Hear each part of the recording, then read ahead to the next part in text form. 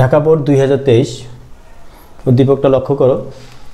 একটি অর্থনীতিতে ভোগ সমীকরণ দেয়া আছে C = 100 + 0.5y, বিনিয়োগ I = 185, সরকারি ব্যয় G = 415, আমদানি M = 100, রপ্তানি X = 70।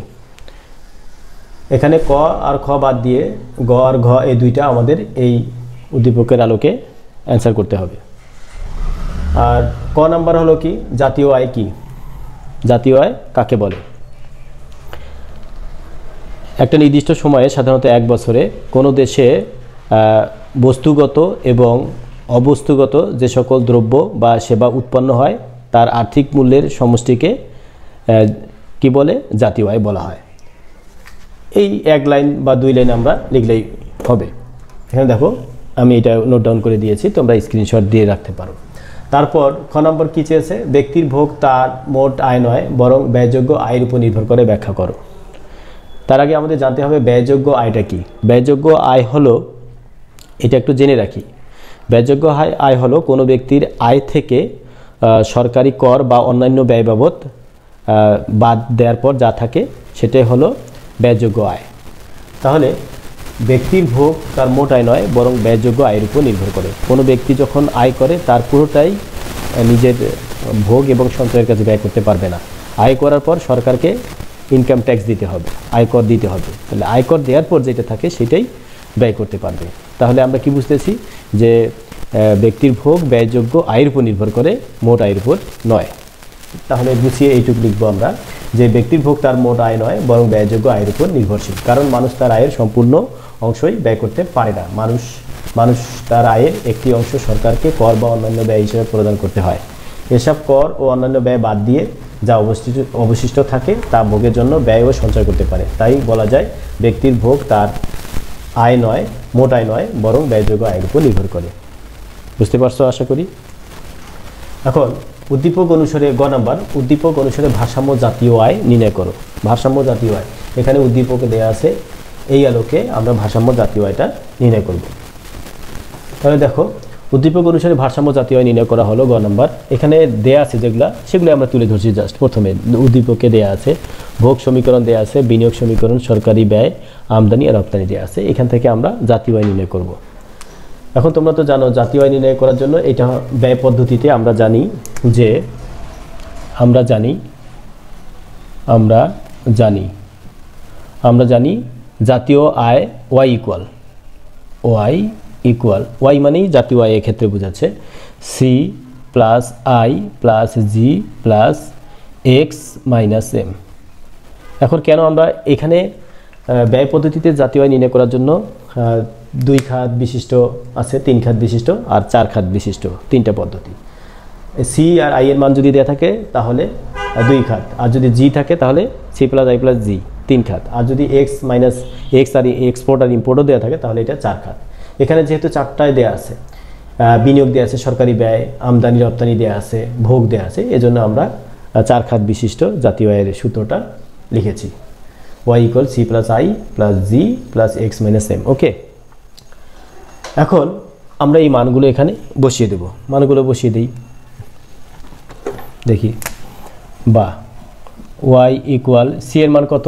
100 + 0.5y প্লাস I এর মান কত দেখো? 185 দেওয়া আছে।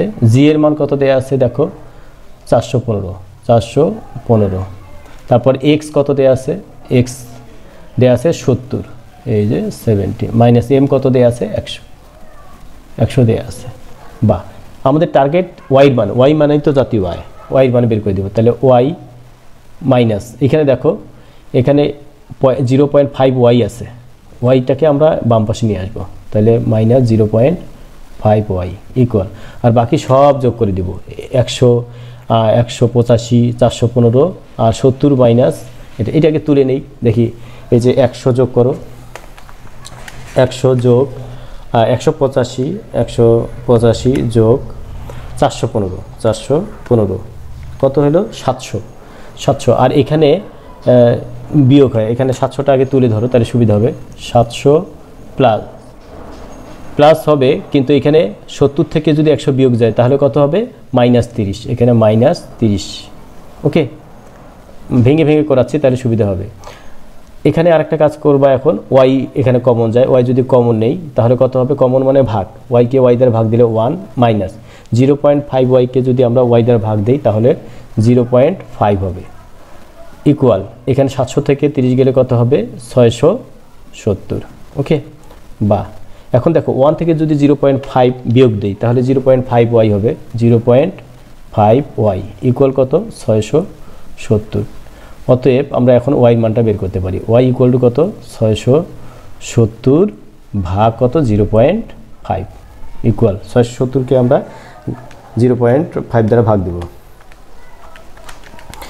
1340। তাহলে এটা হবে 1340। তাহলে অতএব জাতীয় আয় কত বের হলো? জাতীয় আয়, অতএব জাতীয় আয় ওয়াই ইকুয়াল 1340 একক। ওকে, এটা পেয়ে গেলাম, এটা মনে রাখবা 1340। তারপর এখানে ঘ নাম্বার দেওয়া আছে উদ্দীপকে বিনিয়োগ ও রপ্তানি বৃদ্ধি পেয়ে যথাক্রমে 400। বিনিয়োগ আই এখন 400 হবে, আর আরেকটা আছে রপ্তানি ব্যয় মানে এক্সপোর্ট হবে 120, এক্সপোর্ট 120 হলো। তাহলে জাতীয় আয়টা কি, জাতীয় আয়ের উপর কী প্রভাব পড়বে? তাহলে এই যে বিনিয়োগ আর রপ্তানি বাড়ার পর যে জাতীয় আয় সেটা আমাদের আগে বের করে নিতে হবে। তাহলে আসা যাক ঘ নাম্বার এখন করব।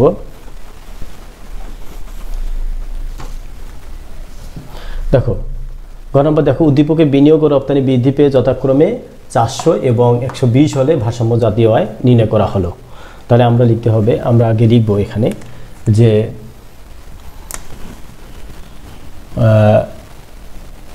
আই বিনিয়োগ কত?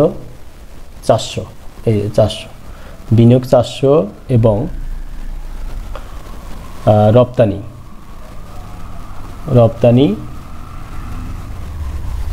কত? রপ্তানি এক্স ইকুয়াল কত? 120 হলে, 120 হলে নতুন 120 হলে নতুন জাতীয় আয় হবে, নতুন জাতীয় আয় হবে, নতুন জাতীয় আয় হবে। ওয়াই দেই, ওয়াই ইকুয়াল কত?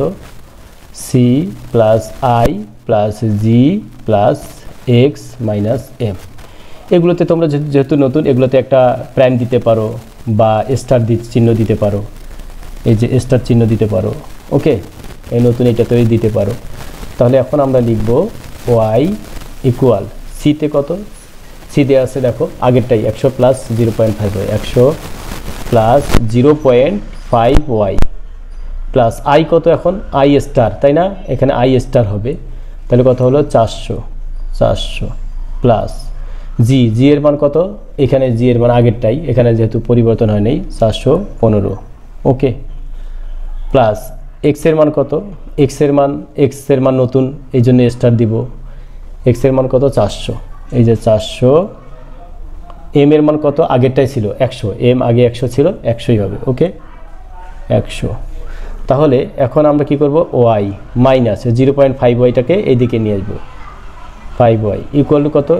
এই 100 এই 400 কত হলো? 500 আর 415, 915, এই যে 915 প্লাস এখানে 400 থেকে 400 কেন ভুল হয়েছে, এখানে হবে 100।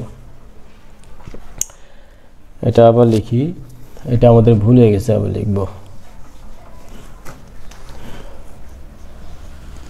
ওয়াই ইকুয়াল কত হবে? সি এর মান, এই যে সি এর মান 100 plus 0.5 Y, 100 plus 0.5 Y plus I কত?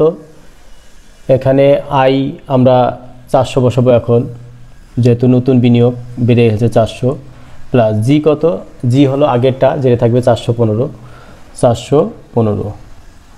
প্লাস এক্সপোর্ট, নতুন এক্সপোর্ট কত? 120 মাইনাস ইম্পোর্ট কত? 100। ওকে, 100 হলো।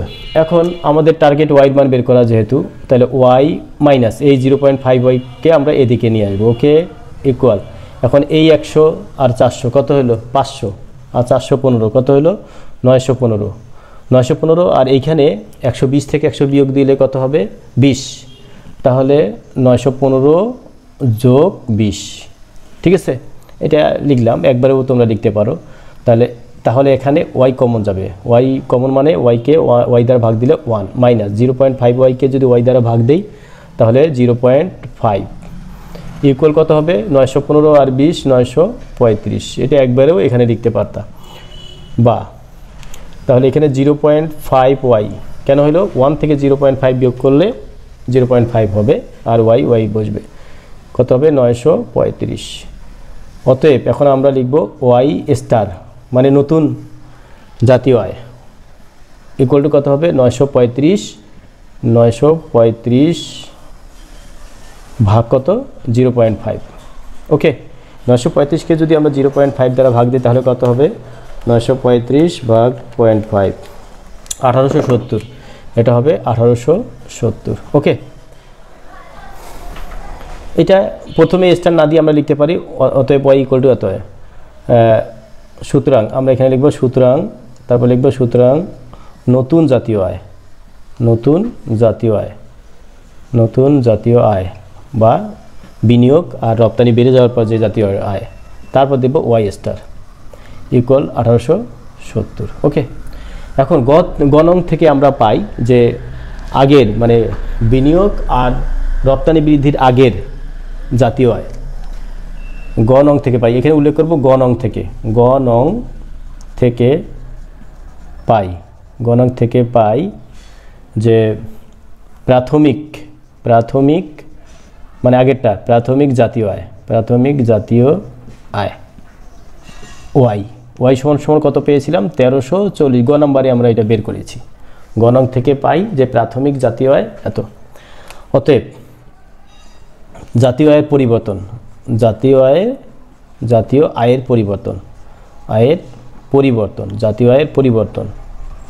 পরিবর্তন বা এই যে ডেল ওয়াই দিলেও হবে, এটা উল্লেখ করলেও হবে না করলেও হবে, এইটা এখানে হবে y স্টার মাইনাস y। তাহলে কত হয় দেখো তো, y স্টার কত ছিল 1870 বিয়োগ y এর মান 1340, তাহলে কত হয় দেখো তো, এই দুইটা 1870 বিয়োগ 1340 হবে 530। তাহলে আমরা লিখতে পাবো, এখন লিখব কি বিনিয়োগ এবং রপ্তানি বৃদ্ধি পেয়ে যথাক্রমে 400 এবং 120 হলে ভারসাম্য জাতীয় আয় বৃদ্ধি পাবে 530 একক। আমরা এইভাবে লিখব যে সুতরাং বিনিয়োগ এবং রপ্তানি বৃদ্ধি পেলে এটা আলাদা হবে, বৃদ্ধি পেলে জাতীয় আয় বৃদ্ধি পাবে কত একক 530 একক। এইটা আমরা লিখে দিব শেষ। ঠিক আছে, ধন্যবাদ সবাইকে।